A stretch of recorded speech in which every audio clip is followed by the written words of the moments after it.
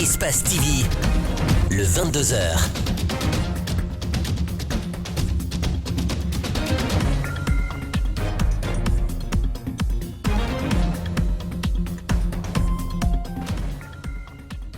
L'actualité de ce 3 novembre 2021, le RPG Arc-en-Ciel à la reconquête du pouvoir au cours d'une conférence de presse tenue ce mercredi. Des membres du parti ont exprimé leur souhait de diriger à nouveau et celui de voir l'ancien président Alpha Condé libre. Dans l'actualité également, un incendie a ravagé le restaurant plein air de Bessia Kondebouni. Pas de perte en vie humaine, mais les dégâts sont importants. Les victimes se posent des questions sur l'origine de cet incident. La COP26 s'est ouverte à Glasgow, en Écosse, depuis le 1er novembre. Cette conférence des partis signataires de la Convention cadre des Nations Unies sur le changement climatique se tient à un moment où la planète subit des conséquences drastiques des changements climatiques. Ce sont les titres de bonsoir et bienvenue à tous.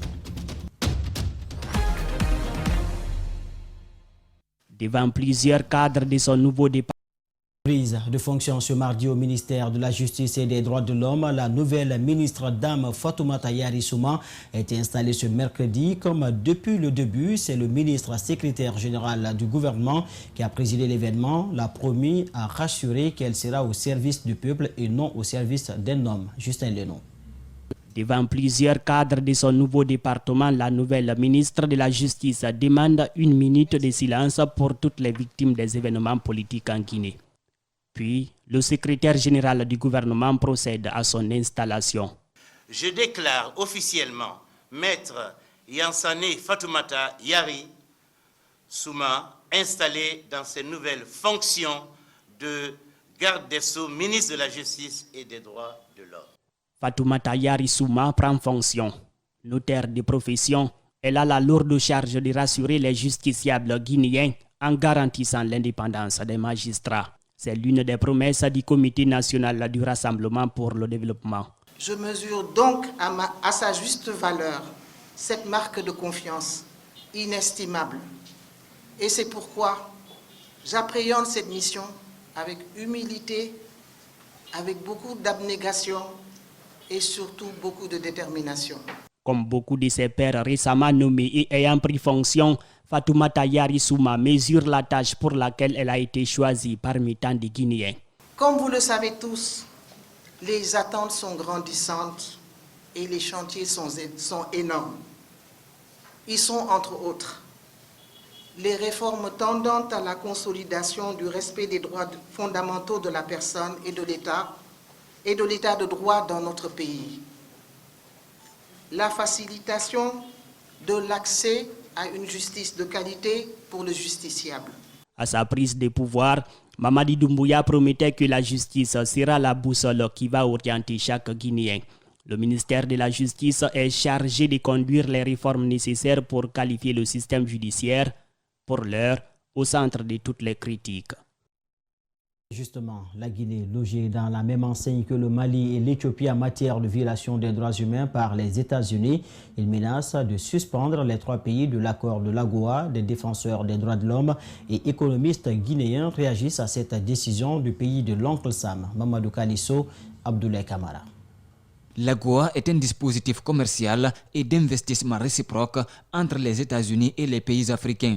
Il permet aux entreprises africaines d'exporter leurs produits vers les États-Unis d'Amérique.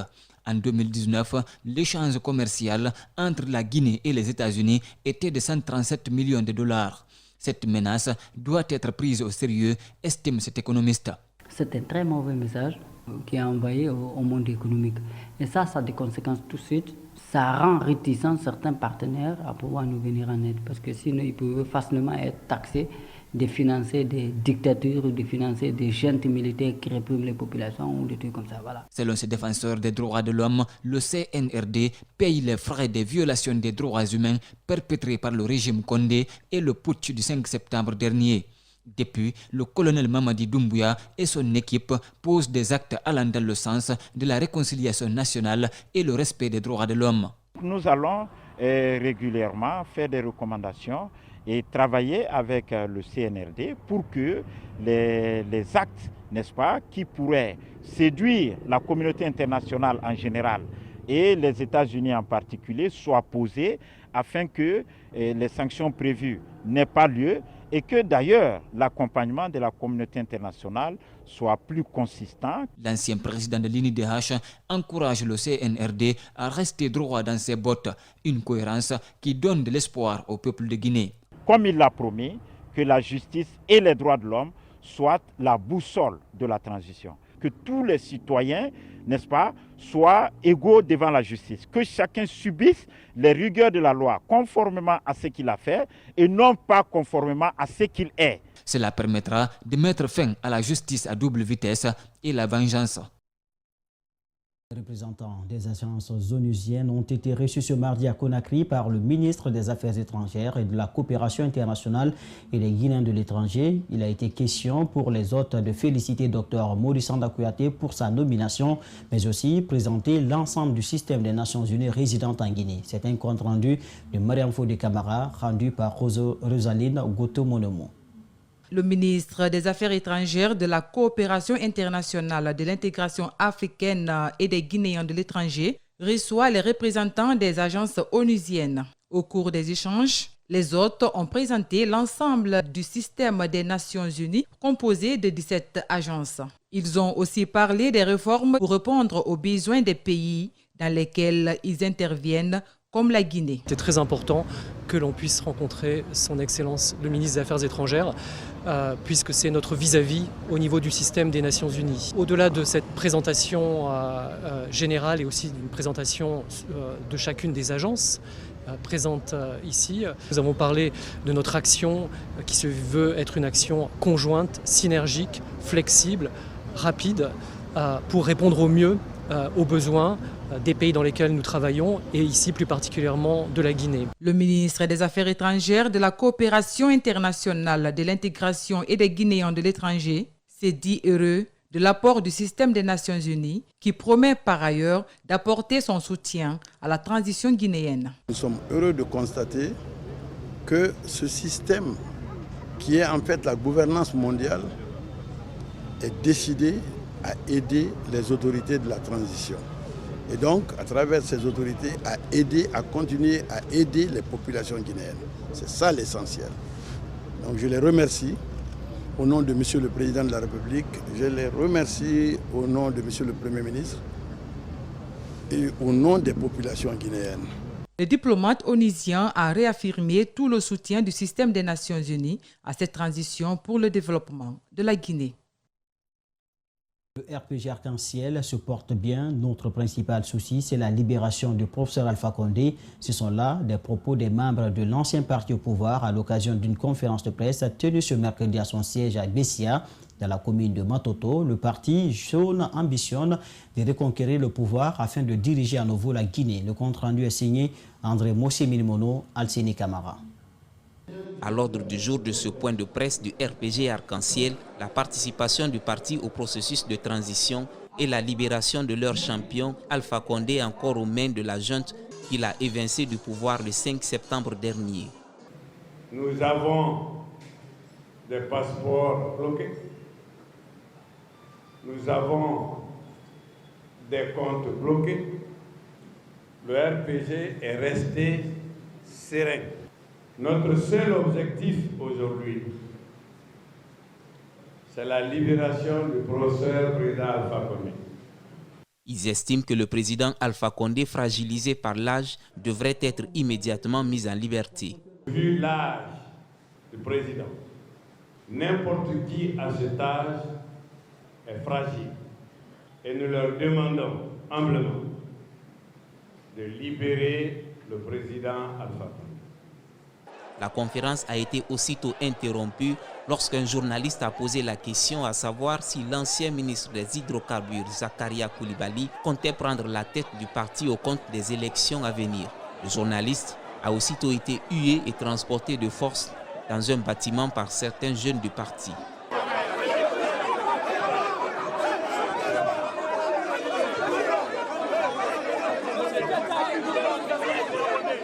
Le RPG et ses alliés se disent prêts à aller aux prochaines élections afin de reprendre à nouveau le pouvoir. Ils n'ont pas manqué de mentionner leur principal rival, Cellou Dalein Diallo. Le RPG a les moyens les chances de reconquérir le pouvoir. Les conférenciers ont également démenti les propos du président de l'UFDG concernant l'adhésion d'un haut cadre du RPG à l'UFDG. Cette question, dans quel état se trouvent les établissements d'enseignement technique et professionnel à cette rentrée des classes? Quels sont les besoins des responsables pour offrir une bonne formation aux apprenants afin de doter le pays de main-d'œuvre de qualité? Pour trouver une réponse à toutes ces questions, le ministre de tutelle était ce mardi en tournée dans certains centres de formation de la capitale pour faire un diagnostic. Malik Sanyana Kabara, reportage. À peine nommé, le ministre de l'Enseignement technique et du Travail entreprend une visite de terrain. Tout d'abord, le cap est mis sur l'École nationale des postes et télécommunications équipée pour s'inquiéter des réalités. Cet établissement de formation professionnelle connaît un manque criard d'équipements permettant le perfectionnement des apprenants, a fait savoir son directeur général. Sollicitons auprès du département de faire en sorte que l'école puisse être équipée parce qu'une école professionnelle qui n'a pas de matériel didactique, c'est comme si c'est une caisse vide. Non loin de là se trouve un CFP où est enseignée la couture, l'hôtellerie et la coiffure. Ici, le nouveau ministre a exhorté aux apprentis, en majorité des filles, de redoubler d'efforts pour leur autonomisation. Après avoir fait le constat, le ministre a continué sa tournée à l'IPS et à l'école de tourisme, toujours à Kipé. Une occasion pour les responsables d'exposer leurs difficultés. Les infrastructures sont vétustes pour celles qui existent. Nous sommes en manque d'équipement. Le périple a pris fin au CFP de Donka.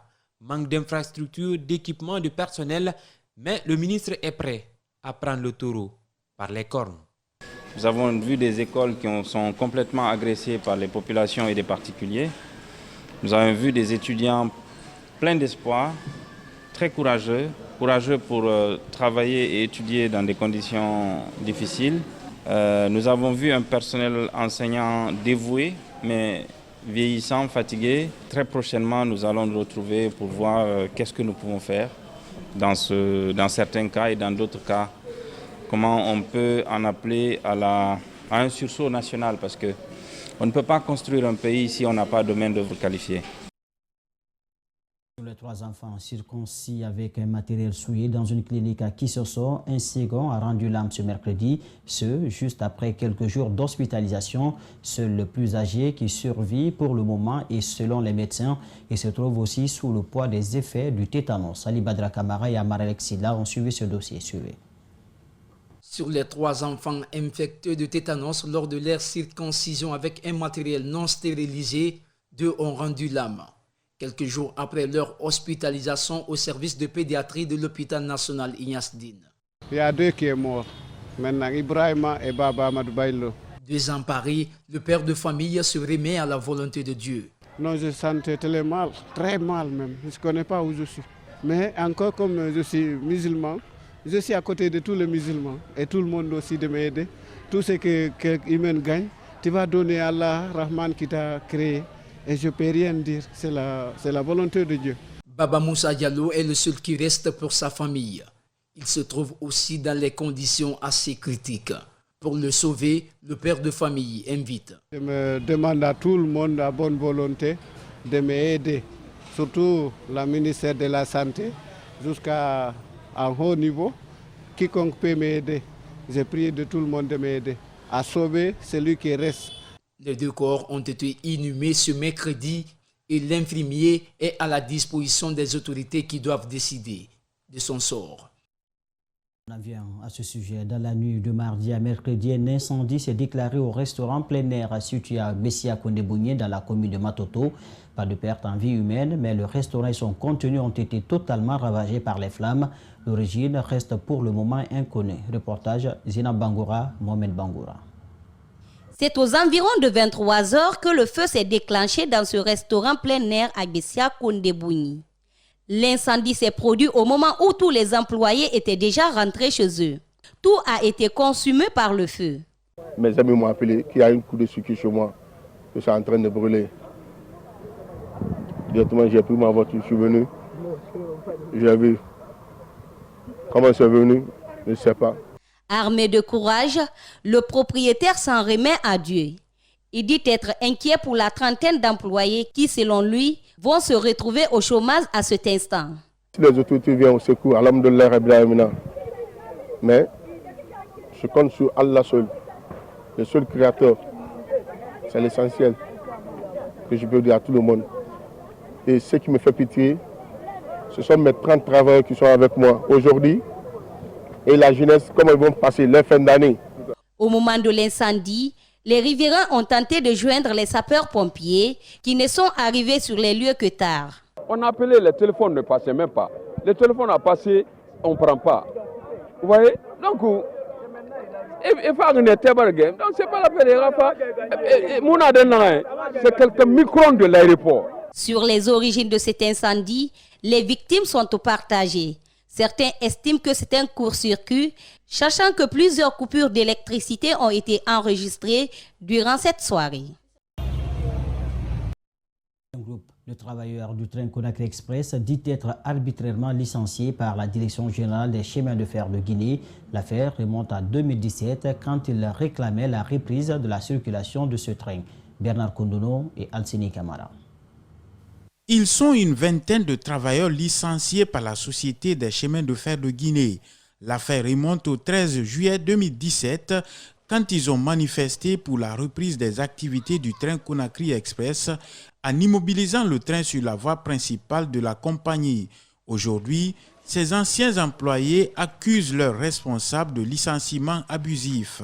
Nous sommes licenciés, on ne nous a pas attendu le papier pour dire que nous sommes licenciés. Et on a travaillé un mois d'emblée, ils ont mangé l'argent là, ils ont refusé de nous donner. Plus de 3 ans après leur licenciement, ces anciens travailleurs fondent l'espoir sur les nouvelles autorités. Nous interpellons les nouvelles autorités pour dire qu'il y a des structures en Guinée qui sont en train de tuer les jeunes.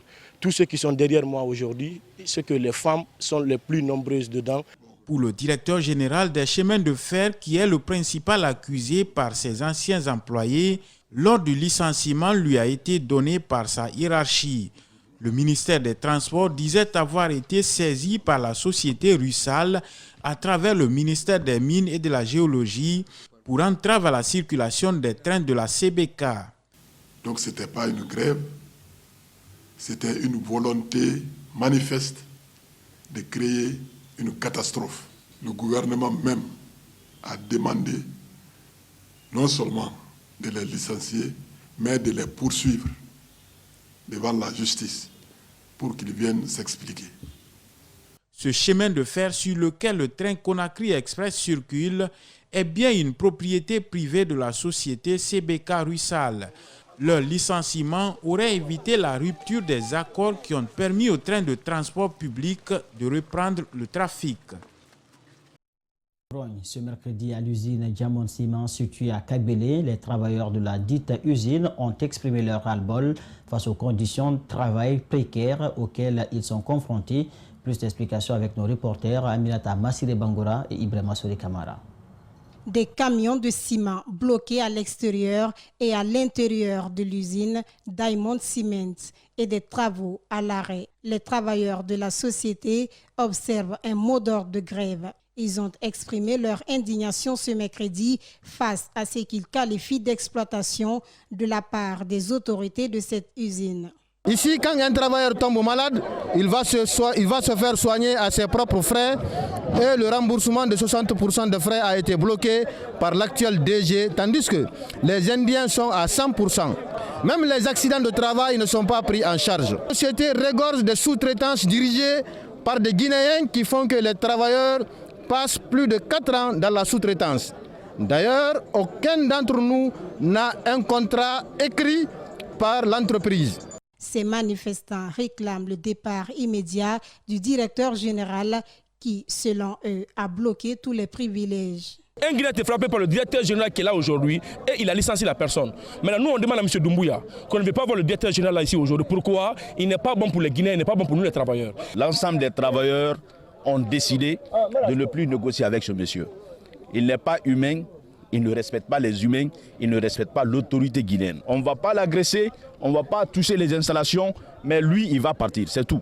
Voici comment les travailleurs de Diamond Cement sont servis en repas tous les jours. Les conditions difficiles qu'ils ne comptent supporter. La grève continue. Jusqu'à gain de cause. Même s'ils vont essayer d'arrêter l'usine pendant 6 mois, nous restons derrière les 6 mois. Certains responsables tentent de résoudre le différend, mais sans issue favorable. Nous avons également tenté de joindre le mis en cause en vain. Autre sujet dans l'actualité nationale, un homme d'affaires vient de faire un don de consommables scolaires d'une valeur de 70 millions de francs guinéens à 5 écoles de la préfecture de Dubrika. Mamadou Diaobaldé, c'est le nom de ce jeune qui compte un jour élargir ce don aux autres écoles du pays. Bernard Kondouno, Ibrahima Souma. Le don est composé de cahiers, de boîtes mathématicales, bref, du consommable scolaire et des enveloppes financières destinées à 5 écoles de la préfecture de Dubrika. L'initiative est de Mamadou Diaobaldé qui entend apporter sa contribution dans l'éducation des enfants de Dubrika. Nous sommes tous passés sur le banc, nous connaissons la souffrance. Je me suis dit, comme le Tout-Puissant m'a donné des maigres moyens, de penser à l'apprenant. Le donateur est un jeune qui s'est investi dans l'entrepreneuriat juste après ses études universitaires à Dubrika. Son ambition est d'élargir ses œuvres de charité aux 4 coins du pays. Mais moi, mon souci majeur, c'est quoi? C'est de faire un don ou bien des dons pour toute la Guinée.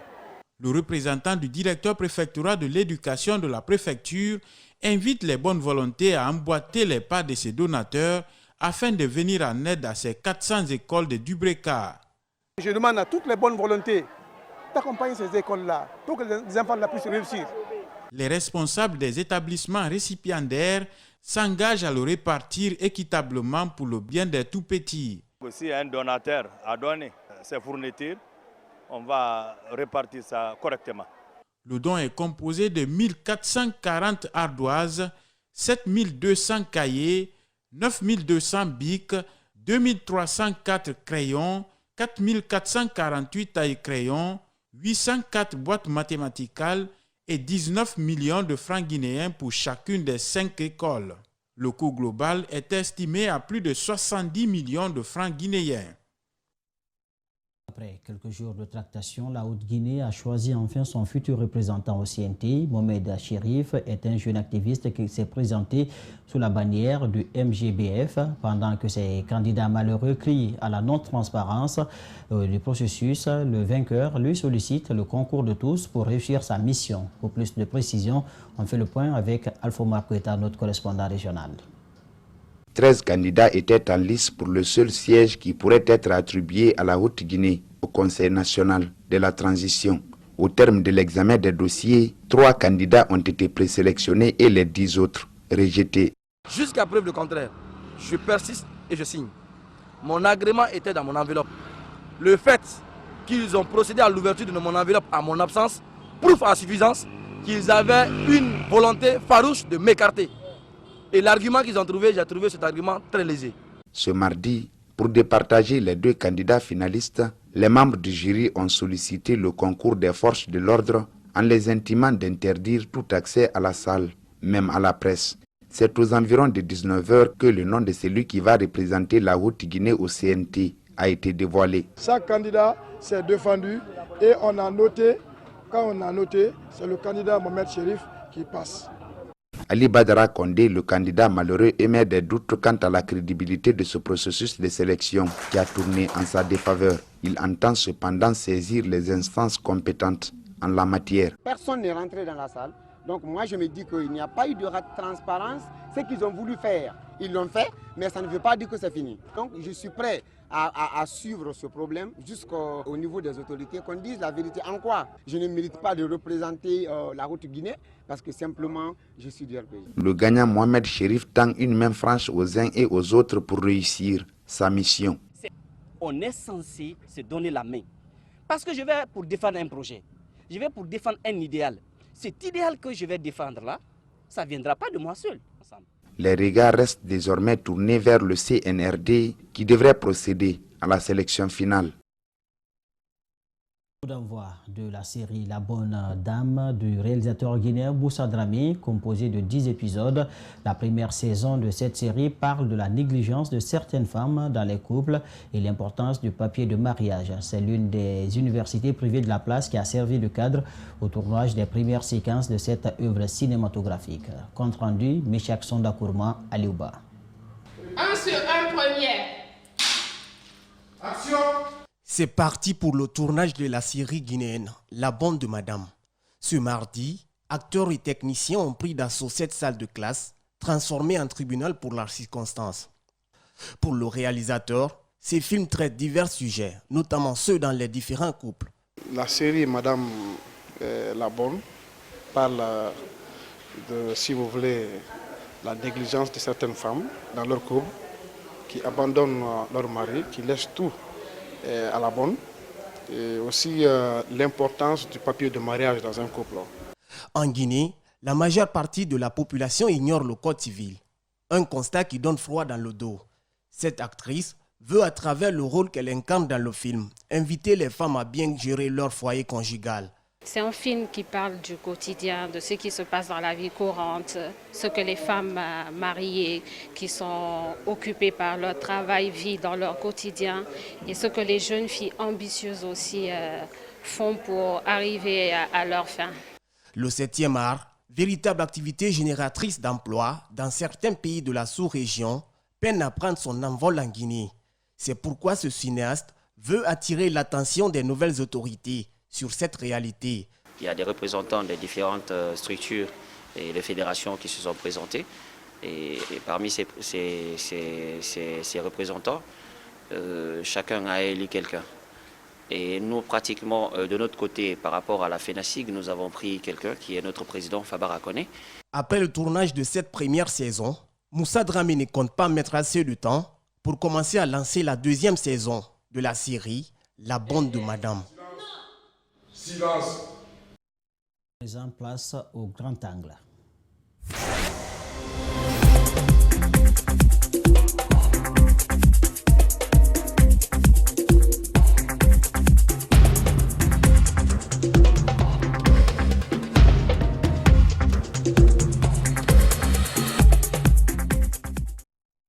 La 26e conférence des partis signataires de la Convention cadre des Nations Unies sur les changements climatiques se tient à Glasgow, en Écosse, au sein du Royaume-Uni. Elle se déroule du 1er au 12 novembre 2021.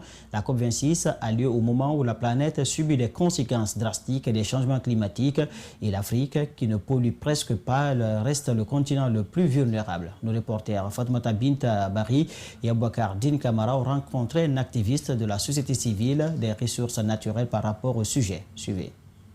Près de 200 pays sont représentés à cette rencontre. Considérée comme celle de la dernière chance, la COP26 fait suite à l'échec de la COP25, lors de laquelle les États n'ont pas pu s'entendre sur des mesures décisives à prendre pour faire face au réchauffement climatique. Cette rencontre ambitionne ainsi de favoriser une véritable mise en œuvre de l'accord de Paris en incitant les États à rehausser leurs ambitions climatiques et à prendre de nouveaux engagements. Chers leaders, nous sommes dans la même position que James Bond aujourd'hui. Mais malheureusement, nous ne sommes pas dans un film et notre compte à rebours est réel. Les enjeux sont donc posés, place maintenant à l'action. Même si certains pays, dont la Chine, un des plus grands pollueurs du monde, n'ont pas participé au débat. La clé pour les 15 prochains jours ici, c'est que ces plus gros émetteurs rehaussent leur ambition dans les 15 jours qui viennent.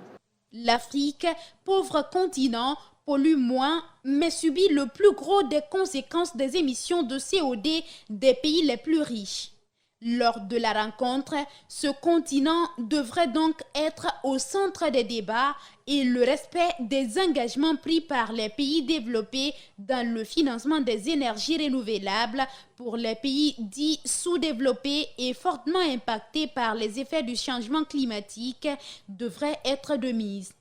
Aujourd'hui, il est à peu près certain que les pays d'Afrique, du Pacifique, de l'Amérique latine, Amérique du Sud et des Caraïbes qui en ont le plus besoin ne sont pas ceux qui touchent le plus, nous le savons, ces financements. Et donc, au-delà de nos annonces, nous devons aussi avoir une transparence sur le suivi de l'utilisation de ces 100 milliards de dollars par an. La Guinée dispose d'un fort potentiel en ressources naturelles.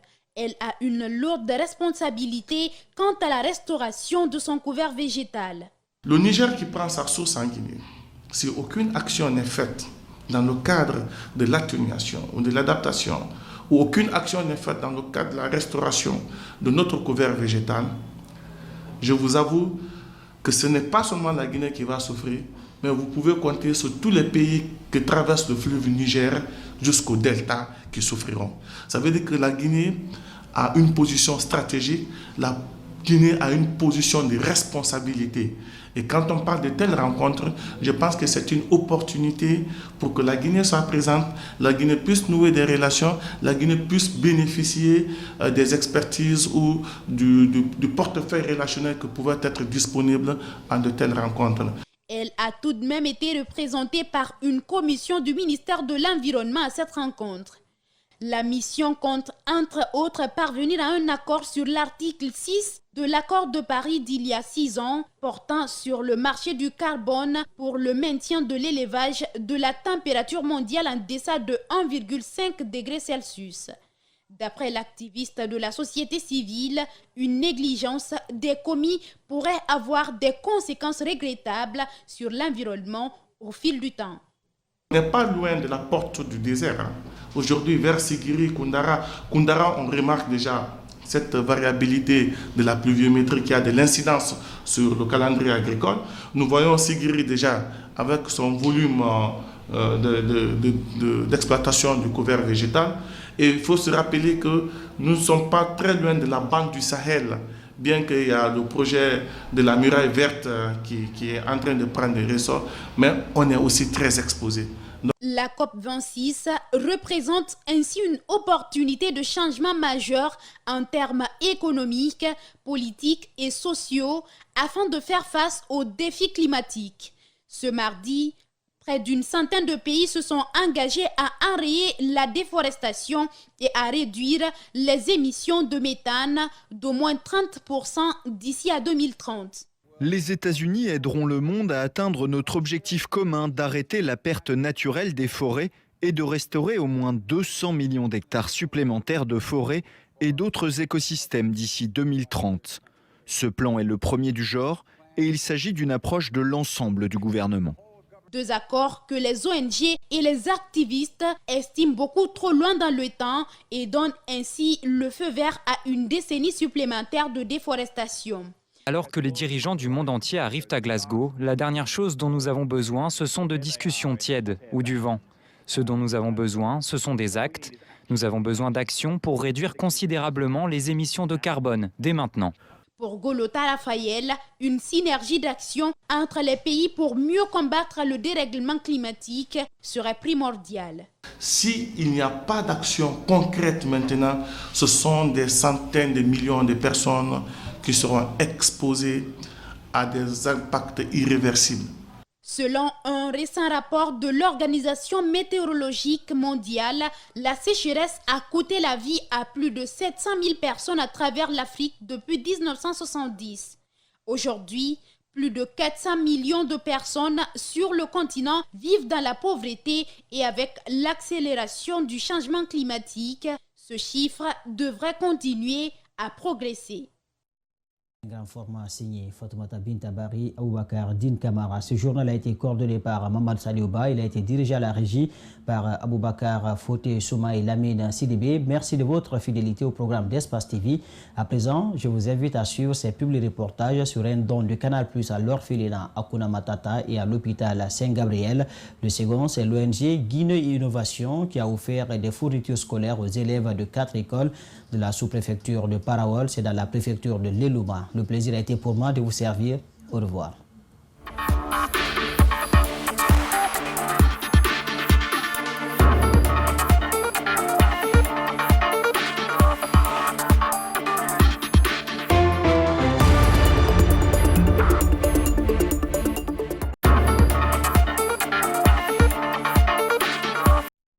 L'orphelinat Hakuna Matata a bénéficié de l'aide de Canal+ à travers ce don de vivres, composé de sacs de riz, d'huile, du savon, du sucre et des boîtes de tomates.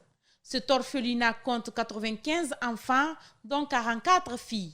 Pour Canal+, ce geste est une manière de venir en aide aux personnes vulnérables. Nous sommes d'abord très touchés par le geste qu'a fait Canal+. Déjà, il faut savoir que c'est depuis le début de l'année qu'ils nous accompagnent. Ce n'est pas d'aujourd'hui, donc là, ça a été la remise pour la fin de l'année, pour terminer l'année. Un mois, une cause, donc Canal+ s'est engagé partout en Afrique, ce n'est pas seulement en Guinée, d'accompagner les associations et les organismes humanitaires. Et c'est là où nous avons décidé en Guinée d'accompagner l'orphelinat Hakuna Matata. Un mois, une cause, c'est le nom de cette campagne dont l'objectif est d'accompagner les organisations humanitaires et sanitaires. C'est dans ce cadre que des lunettes ont été remises à l'hôpital Saint-Gabriel pour aider certains médecins souffrant de problèmes de vue. Nous sommes dit que les infirmiers aujourd'hui de Saint-Gabriel s'occupent des milliers et des milliers de gens, mais il faut avoir la vue, il faut bien voir pour mieux soigner. Et je remercie très vivement la direction de Canal+ d'avoir répondu favorablement à ma sollicitation. Ces médecins bénéficiaires se disent satisfaits de recevoir ces paires de lunettes qui protègent leurs organes de vue. Vraiment, nous sommes très contents de Canal Guinée qui nous a offert ces lunettes. Grâce à ce dépistage, nous avons pu détecter les besoins et en fonction de ça, Canal+ a pu régler le problème, l'aspect financier. Canal+ ne compte pas se limiter à ce geste. Il compte à travers cette campagne Un mois, une cause, s'investir dans l'assistance des personnes vulnérables.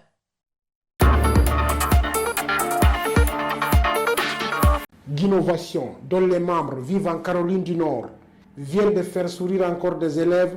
C'est un important lot de tenues scolaires, des cahiers, des livres, des stylos qui a été offert aux élèves de Guessoré, Tondon, Dar es Salaam et Bengueren dans la préfecture de l'Elouma. C'est une bonne chose parce que ça peut nous aider, ça nous facilite, comment dirais-je, ça favorise le bon fonctionnement en situation de classe, des apprentissages en situation de classe. Nous sommes très contents. Les parents d'élèves sont dépassés par ces gestes en fourniture scolaire de la part de Guinnovation en cette période de rentrée des classes. La seule joie que nous pouvons manifester à l'endroit du donateur Guinnovation, c'est de faire des prières pour eux. Celui qui n'est pas béni ne peut avoir de telles initiatives. Que Dieu les grandisse davantage afin qu'ils continuent à aider les communautés. Et c'est seul le bon Dieu qui peut les récompenser. Et nous sommes fiers. Nous venons de voir une joie sans précédent à l'occasion de ce geste. Les tout-petits, qui sont les principaux bénéficiaires de ce matériel didactique, expriment leur reconnaissance à l'endroit de Guinnovation. Merci à Guinnovation. Des bics, des cahiers, même si des sacs. ONG Guinnovation. Je vous remercie. L'ONG Guinnovation est bien connue à travers ses projets en faveur de l'éducation et de la santé. C'est comme l'éclairage solaire des structures de santé, la mise en place des points d'eau et la prise en charge de certains enseignants en zone rurale. Maintenant, ils ont des livres pour réviser à la maison. Ça, c'est une grande fierté. Il y a eu des changements.